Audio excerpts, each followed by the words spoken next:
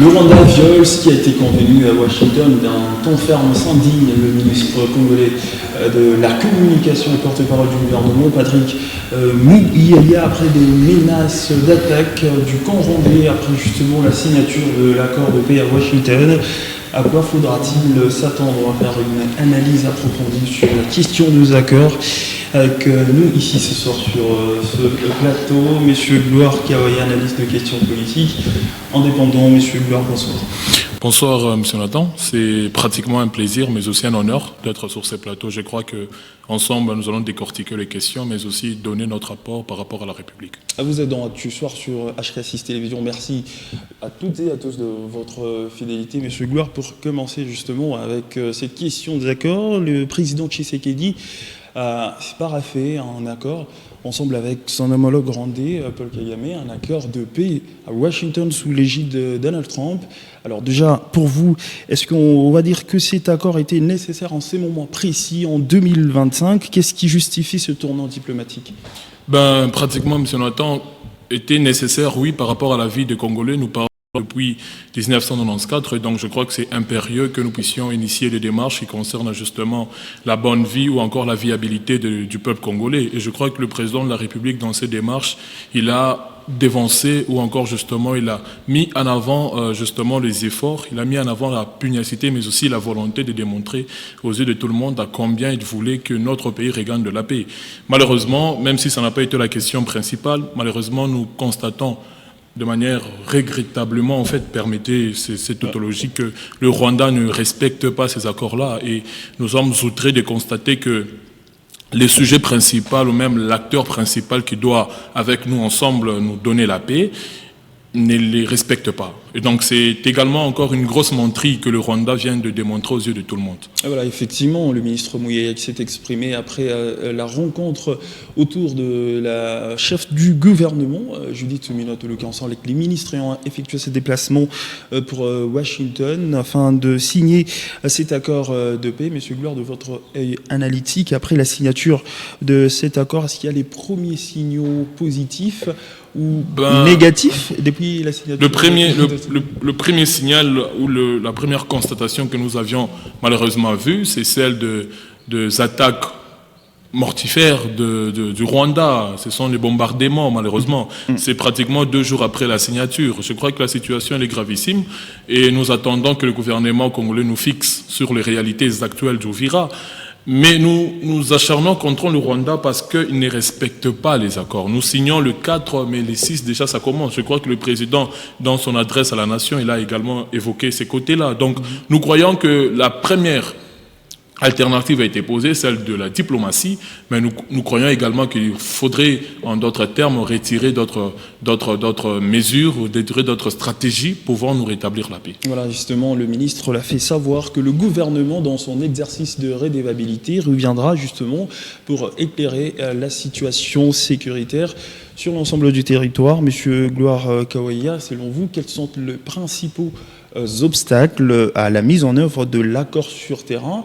Est-ce qu'en dehors, il y a vraiment certains obstacles qui font en sorte que les prescrits ne soient pas appliqués sur terrain, et pourquoi la violence malgré l'engagement des deux parties? Il y a pratiquement 2 accords ou 2 processus. Ouais. Le premier, c'est celui de Washington. Je crois que ça a été finalisé. Le second, c'est celui de Doha, parce que, comme l'a dit le ministre Patrick Muyaya, nous parlons avec le père et également avec le fils. Et le fils, nous pratiquement, factuellement parlant, c'est l'AFC M23. Et donc, nous sommes en train de mener les démarches avec Washington, que nous estimons que nous n'avons plus de contrat à lui rendre ou des comptes à lui rendre, mais il ne reste que Doha. De ce point de vue, je crois que si déjà, de manière factuelle, nous constatons la faiblesse de cet accord au niveau du Doha, ça veut dire les rebelles ou l'AFC ne respectent pas déjà ces accords-là. Mais nous pensons qu'il faudrait à un moment donné s'imposer, parce que nous n'allons pas rester que dans le jérémiade. Nous devons imposer cette paix-là. Certes, nous voulons une paix différentes démarches. Ça veut dire nous voulons dialoguer, nous voulons parler avec entre guillemets, ces groupements, ces mouvements rebelles, mais nous aimerions que ces mouvements rebelles soient également dociles, voyez au fond, soient sérieux à respecter ces engagements-là. Certes, la finalité n'est pas encore donnée pour le processus de Doha, mais nous disons qu'il faudrait quand même montrer justement cette pugnacité, cette volonté de démontrer que nous voulons également parler avec le gouvernement, chose qui est difficile à constater sur terrain. Et pourquoi le M23 ne parvient pas à respecter le cessez-le-feu? Est-ce que c'est parce que le Rwanda se présente à Washington et que le M23 peut se dire que nous sommes dans un autre processus, c'est celui du Qatar? Est-ce que, vu que le Rwanda s'est présente, le M23 ne se sent pas vraiment concerné ou le Rwanda, en se présentant, reconnaît le parrainage? Parce que factuellement parlant, le Rwanda, je crois même le rapport de l'ONU a été donné, que le Rwanda détenait plutôt, l'M23 détenait des armes sophistiquées. D'où proviennent justement ces armes-là? Voilà pourquoi nous accusons farouchement le Rwanda. Parce que le Rwanda reconnaît cette paternité, même si le Rwanda nie ce parrainage, est-ce qu'en se présentant à Washington, c'est une façon de reconnaître ce soutien-là? Exactement. Vous voyez, il a fait quand même un vœu, ou un aveu pratiquement. C'est que le fait de se présenter à Washington, aux yeux de tout le monde, aux vues aussi de tout le monde, nous avions démontré qui soutenait le FC M23. Vous voyez au fond.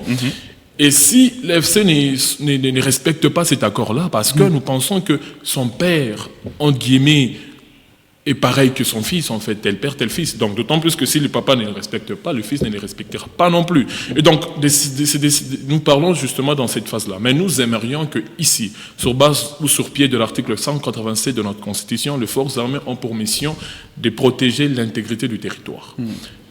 Techniquement parlant, nous avons certaines faiblesses, mais nous implorons à ce qu'aujourd'hui, au moins le budget de l'armée a été revu à 30%. Ce sont justement des initiatives salvatrices pouvant permettre à notre armée de nous protéger et de nous protéger de manière efficace. Alors l'accord prévoit des mesures contraignantes en cas de non-respect de différents prescrits? Il faudrait quand même le lire minutieusement cet accord-là pour comprendre que, au-delà, parce que l'accord avec le Rwanda n'est pas seulement sécuritaire, il est également économique, il est également régional. Donc au fond, il faudrait le lire minutieusement et clairement pour ne pas justement avoir une avancée avant la compréhension elle-même. Mais ici, est-ce qu'il faudrait... Moi, je crois que les contraintes vont pleuvoir au niveau de l'accord de Doha. Ça veut dire au fond entre le gouvernement congolais et l'FC-M23. Ce serait d'une manière aussi ostentatoire pour leur permettre de ne plus récidiver.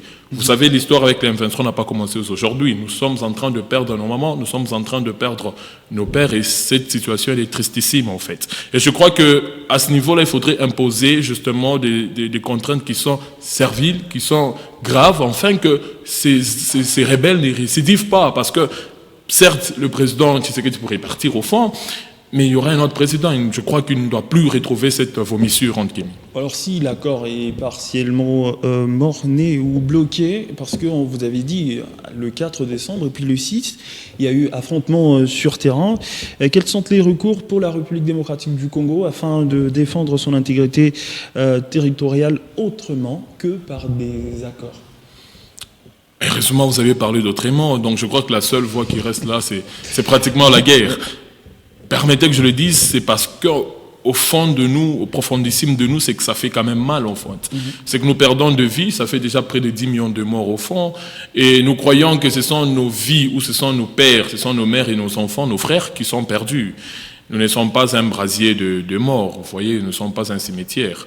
Et je crois qu'ici, nous allons juste imposer ou encore réaliser ce que la Constitution désire pour notre armée. L'armée est là justement pour imposer, l'armée est là pour nous protéger, l'armée est là pour nous défendre. Et nous sommes attaqués, je crois que nous devons principalement répondre à cette situation de notre armée. L'armée est prête ? Techniquement, j'ai dit qu'il faudrait quand même budgétiser cette armée. Nous louons les efforts, nous bravotons les efforts qui sont faits, justement, mais nous croyons que nous n'allons pas rester dans cette petitesse de penser que notre armée n'est pas compétente. Elle est là, en fait. Il faudrait quand même techniquement la remplir, il faudrait techniquement la compléter, et justement, elle va répondre à son devoir. Alors, parce que certains prescrits de l'accord ne sont pas respectés, alors quelles sont les conditions minimales nécessaires pour que l'accord puisse être relancé? Parce qu'on estime que jusque-là, les signaux sont négatifs. Alors, qu'est-ce qu'il faut faire pour relancer? Est-ce que les médiateurs doivent s'impliquer davantage, notamment, je parle ici de l'accord de Washington avec l'implication de Donald Trump? Jonathan, moi je crois que la volonté du président de la République a atteint son paroxysme, au fond. Nous avions pris des accords avec presque tout le pays. Nous avions fait des démarches, nous avions effectué des démarches avec presque tout le pays et dans le cas échéant avec les États-Unis, qui n'est pas justement moindre comme État. Malheureusement, on ne continue qu'à les violer et la situation ne continue qu'à se détériorer au fond. Voilà pourquoi nous recourons à une autre voie. Ça veut dire la voie de la guerre ou la voie belliqueuse en fait. Cela serait quand même prépondérant pouvant solutionner cette situation-là. Parce que la voie diplomatique a démontré ses limites, a démontré ses faiblesses, mais même en relations internationales, la diplomatie, c'est également un rapport de force. Vous voyez, au fond, dans une certaine mesure, le Rwanda trouve sa raison d'être. Vous voyez, mais nous disons qu'au-delà de cette voie diplomatique que nous avions menée, il y a également d'autres voies. Et je peux appeler des voies sauvages. Peut-être de cette manière, le Rwanda pourrait comprendre de quoi nous sommes capables. Parce que le Rwanda continue sa tétutesse, malgré justement les différents accords. Pensez-vous que ceux qui sont comme médiateurs peuvent être également derrière le Rwanda en même temps, pour soutenir oui, c'est une sorte de bifurcation. Pourquoi? Parce que les États-Unis qui prennent justement la démarche, dans une certaine mesure investis au Rwanda, dans une certaine mesure traitent avec le Rwanda en catimini, ils traitent aussi avec nous en catimini, sur base d'un principe relationnel ou international, c'est que les États se basent sur des intérêts. Voilà pourquoi nous pensons d'abord que le monde aujourd'hui est multipolaire, nous pouvons négocier ou entretenir des relations avec n'importe quel État. De ce point de vue, nous n'avons pas péché. Si nous l'avions fait avec les États-Unis parce que nous avions estimé que les États-Unis étaient capables de nous donner ce dont nous avons besoin. Mais il reste d'autres puissances, que la Chine, la Russie, ce sont des puissances qui sont là en fait. Je crois que si le Rwanda est traité ou encore collabore avec les États-Unis, c'est entre guillemets, c'est supposément intérêt économique en fait. Mais nous en avons plus. Voilà pourquoi nous avions demandé aux États-Unis de bien venir chez nous. Ça veut dire nous disposons des minéraux qui sont réels et factuels. Passer par la voie... Passer par la voie qui est lucide, par la voie qui est potable. Cela permettrait justement d'équilibrer le marché économique. Malheureusement, nous constatons que même parfois nos partenaires, je le dis avec beaucoup de réserves, même nos partenaires parfois ne sont pas clairs avec nous. Donc il s'agit des États-Unis, qu'il s'agit du Rwanda, qu'il s'agit avec d'autres négociateurs ou d'autres parrains. Donc nous croyons que s'ils prennent au moins la voie pacifique, celle de traiter avec la République démocratique du Congo dans une voie lucide et claire, cela pourrait tant soit peu diminuer les conflits. Monsieur Gloire Kawaya, parce qu'on parle de l'accord, on va chuter justement. Pour vous, l'accord entre la RDC et le Rwanda est-il aujourd'hui un accord mort-né ou une chance ratée ou encore un cadre précieux en attente d'application? Il faudrait quand même kilométriser cet accord. Il faudrait quand même donner un peu d'espoir à cet accord pour voir les résultats. Nous l'avions signé pratiquement les 4. Malheureusement, nous constatons ce qu'il y a aujourd'hui. Je ne dirais pas mort-né, mais nous les cotons malement. Nous les cotons mauvaisement, en fait, parce que jusque-là, déjà, nous ne voyons pas de bons résultats. Mais nous ne serons pas aussi pressés à le dire. Restons sereins et constatons ce qui va. Parce que le président de la République, je crois bien qu'il pourrait contacter les présidents des États-Unis. Pour éclaircir la lanterne. Monsieur Gloire, merci d'avoir répondu à nos questions. Je vous en prie, c'est fut un honneur de m'avoir invité sur ce plateau et surtout de parler République. Mesdames et messieurs, merci d'avoir suivi ce numéro de Actu Soir sur votre télévision et surtout restez en compagnie du programme de la télévision au-delà de l'imagination. On rappelle que Actu Soir en ce jour s'est penché sur les différents accords conclus par la République démocratique du Congo pour la restauration de la paix et surtout restez avec nous.